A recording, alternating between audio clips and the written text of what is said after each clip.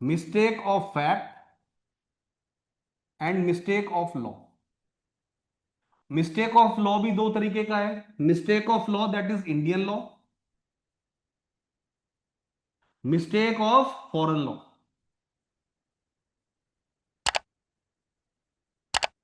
Mistake of Indian law, mistake of foreign law. ठीक है। Mistake of fact को भी दो तरीके से डील किया गया है, mistake by one of the party, mistake by both of the party. Mistake by one of the party, mistake by both of the party. अगर कोई भी कॉन्ट्रैक्ट है जिसमें किसी एक पार्टी की मिस्टेक है, तो कॉन्ट्रैक्ट क्या होगा, कभी भी वॉइडेबल नहीं होगा। वॉइडेबल का मतलब क्या होता है, पहले यह भी समझ लो, वॉइडेबल का मतलब क्या होता है। वॉइड एबल का मतलब है वॉइड प्लस एबल, जो वॉइड किया जा सके, जो वॉइड किया जा सके। वॉइड किया जा सके का मतलब क्या है, मतलब ऐसा कॉन्ट्रैक्ट जो वॉइडेबल है, मतलब ऐसा कॉन्ट्रैक्ट जो वॉइड किया जा सके। यानी कि अगर वो किया ना जा सके, अगर उसको हम नहीं करते हैं तो वो कॉन्ट्रैक्ट ही है। वॉइडेबल कॉन्ट्रैक्ट का मतलब तो ये है अगर किया जा सके। अगर पार्टी ये सोचती है चलो हम नहीं करते हैं तो वो कॉन्ट्रैक्ट है, इसका मतलब है वो इन्फोर्सेबल बाय लॉ है। और अगर वॉइड कर दिया तो क्या है, zero in the eyes of law. शादी, शादी की तरह देखो, जैसे ए और बी की शादी होती है, ए प्लस बी की शादी, और बी जो होता है वो ए को क्या करता है, धोखा दे देता है। ए जो है, ए और बी की शादी होती है, मैं हिंदू मैरिज एक्ट के रिगार्ड में समझाता हूं। बी जो है वो ए से बहुत ही इंपॉर्टेंट बात छुपाता है। ठीक है, जैसे वो छुपाता है that is related to pregnancy, related to pregnancy. ठीक है, सो बी जो है वो ए से प्रेगनेंसी की बात जो है वो ए से छुपाती है while they were getting married. अब ए क्या करता है, इस बात को नजरअंदाज कर देता है, तो क्या है, शादी है, शादी है, बिल्कुल है। और वहीं अगर ए चाहे तो इस शादी को क्या कर सकता है, एनल कर सकता है। एनल कर सकता है मतलब शादी को निरस्त कर सकता है, शादी को खत्म कर सकता है। तो ये शादी क्या कहलाई, ये शादी वॉइडेबल मैरिज कहलाई। This marriage is called as voidable marriage. ऐसे यहां पे हो रहा है कि ये जो कॉन्ट्रैक्ट है इसमें कुछ ऐसे तत्व हैं कंसेंट को लेके कि अगर पार्टी चाहती तो वो कॉन्ट्रैक्ट को निरस्त कर सकती थी, वॉइडेबल कर सकती थी, zero in the eyes of law कर सकती थी। मगर पार्टी ने कहा नहीं मैं नहीं करूंगी, मैं इस कॉन्ट्रैक्ट को जैसा तैसे चलो निभा लेती हूं। ठीक है, तो वॉइडेबल कॉन्ट्रैक्ट का मतलब है it is already a contract, अगर पार्टी उसको वॉइड करती है तो वो वॉइडेबल हो जाएगा, अन्यथा वो वॉइडेबल नहीं होगा। तो ये ध्यान रखो, जो भी कंसेंट है ना, जो भी कंसेंट है, अगर वो CUFM से इंस्पायर्ड है, CUFM से इंस्पायर्ड है, तो उसका जो आउटकम होता है वो क्या होता है, वॉइडेबल होता है। मतलब ए और बी के बीच में कॉन्ट्रैक्ट हुआ, ए और बी के बीच में कॉन्ट्रैक्ट हुआ, और उसमें से बी का जो है ना कंसेंट वो फ्री नहीं है, मतलब CUFM से इंस्पायर्ड है, कोएर्जन, अनड्यू इन्फ्लुएंस, फ्रॉड या मिसरिप्रेजेंटेशन, कफम से इंस्पायर्ड है। तो ये जो कॉन्ट्रैक्ट है it is contract which is voidable at the option of B, यानी कि बी चाहे तो इस कॉन्ट्रैक्ट को निरस्त कर सकता है। समझ में आया, वॉइडेबल कॉन्ट्रैक्ट का मतलब समझ में आया, वॉइडेबल कॉन्ट्रैक्ट का। Yes sir. तो कॉन्ट्रैक्ट वॉइडेबल का मतलब है अगर कंसेंट की बात करें और कंसेंट फ्री नहीं है, यानी कि फ्री नहीं है का मतलब क्या है, सेक्शन 14 को कंप्लाई नहीं किया गया है। सेक्शन 14 को कंप्लाई ना करने का मतलब क्या है, दैट इज उसमें CUFM है, कोएर्जन, फ्रॉड, अनड्यू इन्फ्लुएंस या फिर मिसप्रेजेंटेशन। अगर है तो जिसका कंसेंट फ्री नहीं है वो उस कॉन्ट्रैक्ट को निरस्त कर सकता है। The contract is voidable at the option of that party. ठीक है, अब ये जो रूल है ना इसका एक एक्सेप्शन है, दैट इज मिस्टेक। मिस्टेक के केस में याद रखो, कॉन्ट्रैक्ट या तो वैलिड रहता है या तो वॉइड होता है, कभी भी वॉइडेबल नहीं होता। मिस्टेक के केस में अगर मिस्टेक के द्वारा कंसेंट लिया जा रहा है, तो या तो कॉन्ट्रैक्ट वैलिड होगा या वॉइड होगा, कभी भी वॉइडेबल नहीं होगा। ठीक है। मिस्टेक ऐसा उपवाद है, कैसे है अब मैं बताता हूं। सो मिस्टेक को कैसे डील किया गया है? मिस्टेक को डील किया गया है सबसे पहले by both the party, by one of the party. किस तरीके का मिस्टेक? मिस्टेक ऑफ फैक्ट, किसी तथ्य को लेके मिस्टेक है, किसी तथ्य को लेके मिस्टेक है। अगर दोनों पार्टीज ने ही मिस्टेक कर दी है, मतलब कोई एक आर्टिकल है, कोई एक आर्टिकल है, कोई एक आर्टिकल है, और इस आर्टिकल को ए और बी, ए तो इसको समझता है लायन और बी इसको क्या समझता है? रैबिट। तो both the parties do not agree on the same thing in the same sense, mistake by both the parties, दोनों की ही मिस्टेक है। This is the case of पारी डेलिक्टो। पारी डेलिक्टो बाद में पढ़ना, मगर ये कहो this is the mistake of both the party. जब दोनों पार्टी की मिस्टेक होती है उसको हम कहते हैं पारी डेलिक्टो।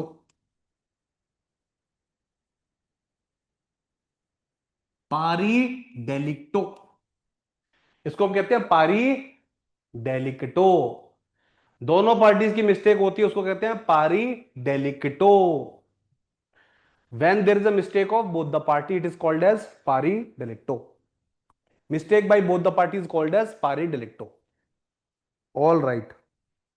Mistake by both the parties also called as pari delicto. Now,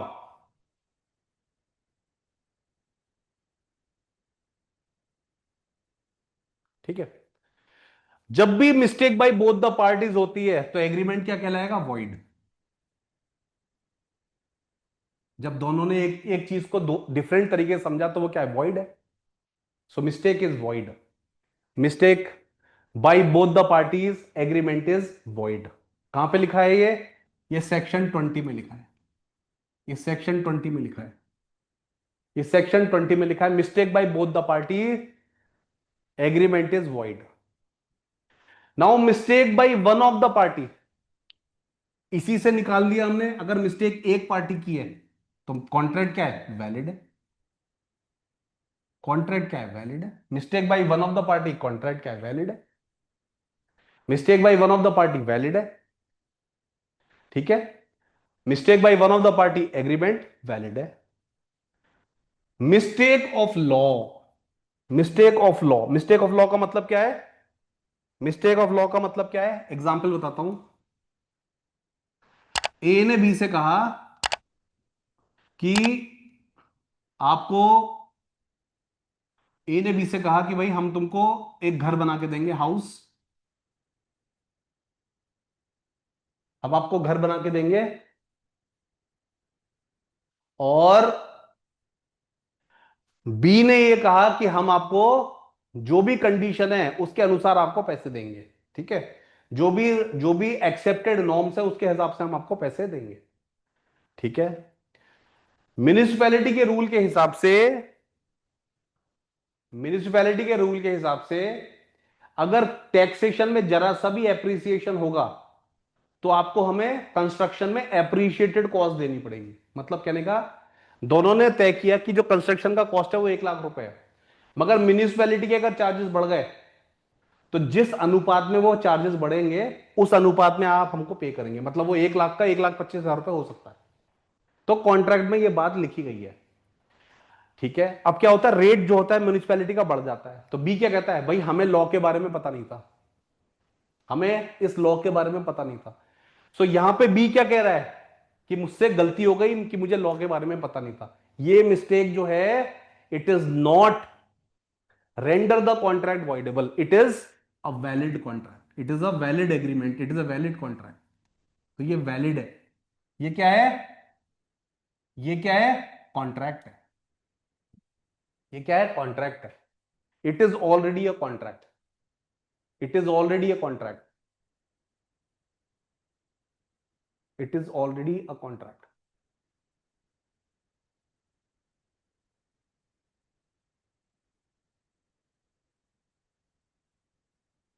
ठीक है।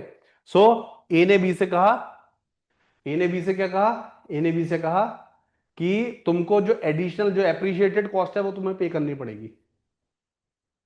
तो बी कहता है मुझे कानून के बारे में नहीं पता था, मुझे कानून के बारे में नहीं पता था। अगर कानून के बारे में नहीं पता था ये तुम्हारी गलती है, मेरी गलती नहीं है। तो कॉन्ट्रैक्ट क्या है, ए बी से पूरी के पूरे 1,25,000 रुपए लेगा, क्योंकि ये कॉन्ट्रैक्ट क्या है, it's a valid contract, is not a contract which is voidable at the option of B. तो बी की स्वेच्छा से ये कॉन्ट्रैक्ट निरस्त नहीं होगा, ये वैलिड कॉन्ट्रैक्ट है, it is a valid contract.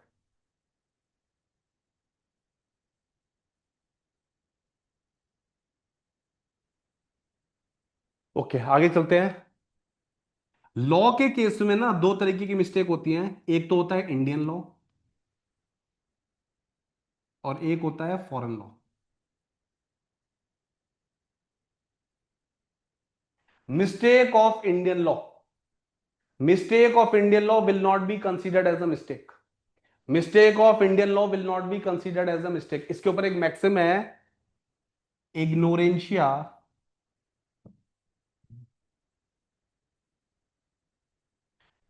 क्या मैक्सिम है,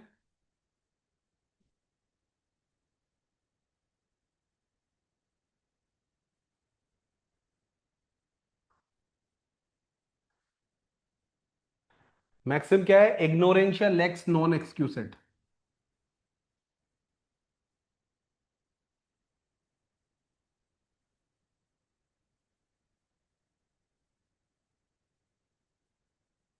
इग्नोरेंशिया लेक्स नॉन एक्सक्यूसेड, ये बस ये याद रखो, याद ना भी रहे तो बस देखना। इग्नोरेंशिया लेक्स नॉन एक्सक्यूसेट मतलब ignorance of law is not an excuse. अगर लॉ का तुम लॉ की अवहेलना करोगे तो ये एक्सक्यूज नहीं है, अमान्य है। इग्नोरेंसिया लेक्स नॉन एक्सक्यूसेट, तो अगर कोई मिस्टेक ऑफ लॉ है, इंडियन लॉ, इग्नोरेंशिया लेक्स नॉन एक्सक्यूसेट, वो कॉन्ट्रैक्ट क्या है, वो वैलिड कॉन्ट्रैक्ट है। वहीं फॉरेन लॉ के केस में जब भी फॉरेन लॉ होगा तो उसको एज अ फैक्ट की तरह देखेंगे, एज ए फैक्ट की तरह देखेंगे। तो मिस्टेक ऑफ फॉरेन लॉ को फैक्ट की तरह देखेंगे, मतलब mistake by both, mistake by one. अगर mistake of foreign law by both the parties है तो वो क्या है, एग्रीमेंट वॉइड है।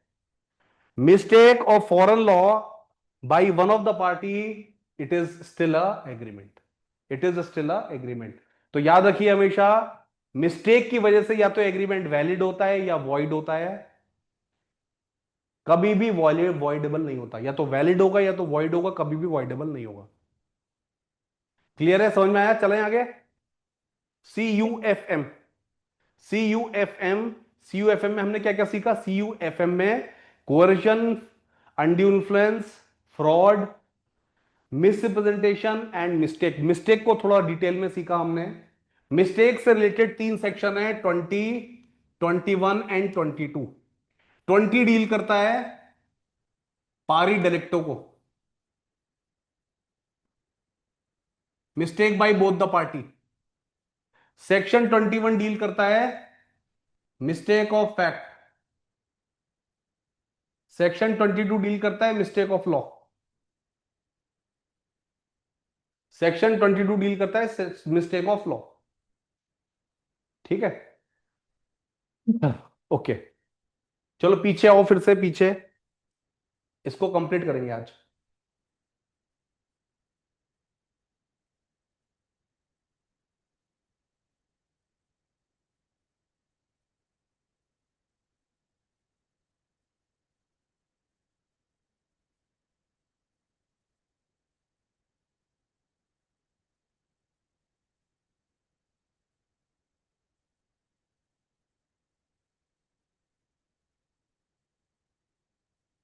देखो, सो हमने ये सीख लिया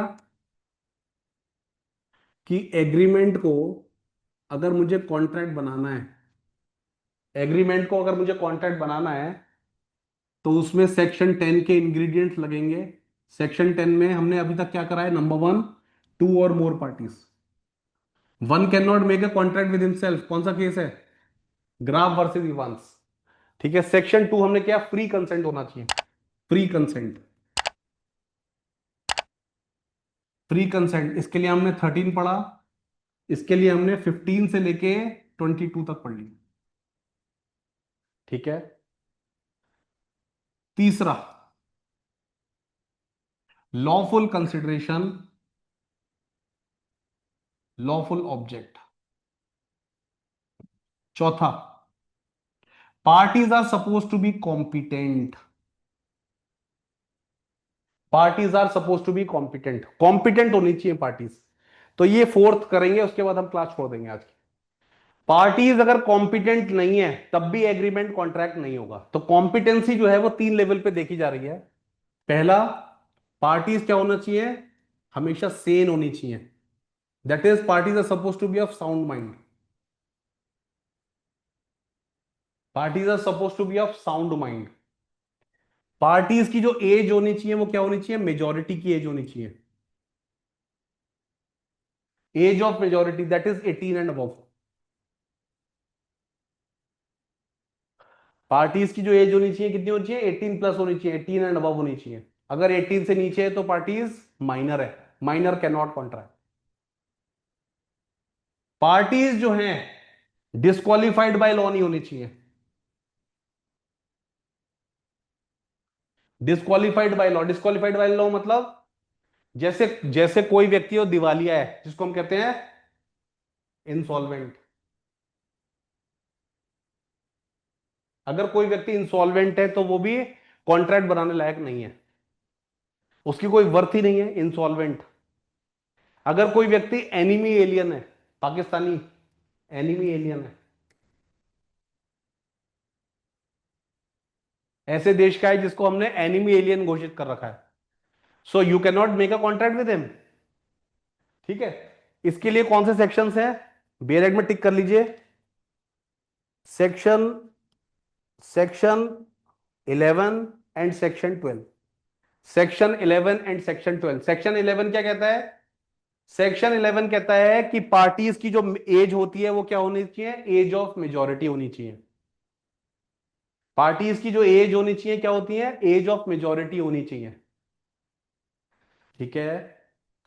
पार्टीज की एज ऑफ मेजोरिटी होनी चाहिए तभी वो कॉन्ट्रैक्ट कर सकती है, अदरवाइज वो कॉन्ट्रैक्ट नहीं करेंगी। अगर वो कॉन्ट्रैक्ट कर भी लेंगे तो वो एग्रीमेंट होगा, कॉन्ट्रैक्ट नहीं होगा। ठीक है। वहीं सेक्शन 12 जो होता है वो कहता है सैनिटी के बारे में, इनसैनिटी के बारे में। वो कहता है पार्टीज की जो मेंटल अवेयरनेस होनी चाहिए वो साउंड माइंड होना चाहिए पार्टीज का। अगर पार्टीज इंसेन है तो वो कॉन्ट्रैक्ट अगर करेंगी तो वो कॉन्ट्रैक्ट नहीं कहलाया जाएगा, वो एग्रीमेंट कहलाया जाएगा, कॉन्ट्रैक्ट नहीं होगा, वो इन्फोर्सेबल बाय लॉ नहीं होगा। तो parties are suppose to be competent, parties are suppose to be competent, parties are suppose to be competent. Section 11 जो है, सेक्शन 11 तो एज के बारे में बताता है, और सेक्शन 12 जो है वो सैनिटी के बारे में, माइंड के बारे में बताता है। Parties are suppose to be of sound mind, parties are suppose to be of sound mind. ठीक है। सेक्शन 11 एज ऑफ मेजोरिटी, और इसके बारे में बताता है disqualified by law, disqualified by law. ठीक है। सो आज की क्लास में इसके साथ खत्म करूंगा। जब हम सेक्शन 11 की बात करते हैं तो सेक्शन 11 में एक तो एज बताई है, और दूसरी बताई है पार्टीज क्या होनी चाहिए, डिस्क्वालिफाइड नहीं होनी चाहिए। अगर पार्टीज डिस्क्वालिफाइड होंगी तो वो एग्रीमेंट कॉन्ट्रैक्ट नहीं बनेगा, वो हमेशा एग्रीमेंट ही रह जाएगा। मगर वो जो एग्रीमेंट है वो क्या वॉइड एग्रीमेंट होगा, तो वो हाँ वो वॉइड एग्रीमेंट होगा अगर पार्टीज की जो एज है वो 18 से नीचे है। तो एग्रीमेंट कॉन्ट्रैक्ट नहीं होगा, वो क्या होगा, वॉइड एग्रीमेंट होगा। अगर पार्टीज डिस्क्वालिफाइड बाय लॉ है तो वो एग्रीमेंट क्या होगा, वॉइड एग्रीमेंट होगा, वो कभी भी कॉन्ट्रैक्ट नहीं होगा। मगर ऐसा कोई सेक्शन है तो इंडियन कॉन्ट्रैक्ट एक्ट इस चीज के ऊपर क्या है, साइलेंट है।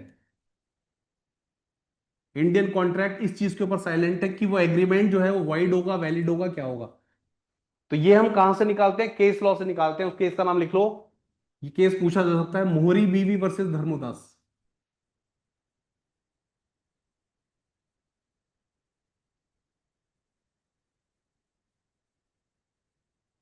मोहरी बीवी वर्सेस धर्मोदास। उसको हम मोहरी बीवी वर्सेस धर्मोदास बोलेंगे। तो इस केस में बताया गया था कि अगर एज नहीं है पार्टी की, तो वो जो कॉन्ट्रैक्ट बनेगा, वो जो एग्रीमेंट बनेगा, वो क्या कहलाएगा? Void agreement. ठीक है। वहीं सेक्शन 12 वो किसकी बारे में बात करता है? मेंटल साउंडनेस की बात करता है।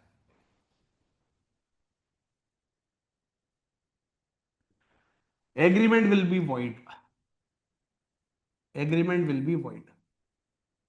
इसके बारे में भी कोई केस लॉ नहीं है, मगर यही है। तो हम ये कहते हैं अगर पार्टीज इनकॉम्पिटेंट है, ये 11 और 12 किसको दर्शाते हैं? कॉम्पिटेंसी की।